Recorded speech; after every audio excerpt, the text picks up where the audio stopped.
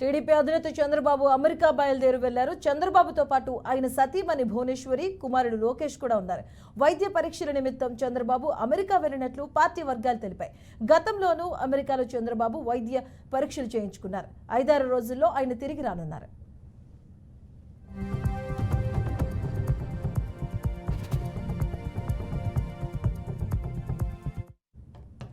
దాదాపుగా 2 నెలలకు పైగా తెలుగు రాష్ట్రాల్లో ఎన్నికల ప్రక్రియ కొనసాగింది. ప్రచారాలతో అగ్రనేతలంతా బిజీగా గడిపారు. క్షణం తీరిక లేకుండా ప్రజల్లోకి వెళ్లారు. ఎట్టకేలకు పోలింగ్ ముగియడంతో వారిప్పుడు కాస్త సేద తీరేందుకు సమయం దొరికింది. మరోవైపు జూన్ 4వ తేదీన ఫలితాలు వెలువడనున్న నేపథ్యంలో కాస్త టెన్షన్లో కనిపిస్తున్నారు నేతలు. ఈ క్రమంలోనే రిలాక్స్ అయ్యేందుకు నేతలంతా విహారయాత్రలకు బయలుదేరుతున్నారు.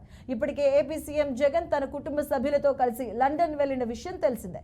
ఈ నెల 31వ తేదీన జగన్ తిరిగి తాడేపల్లికి రానున్నారు.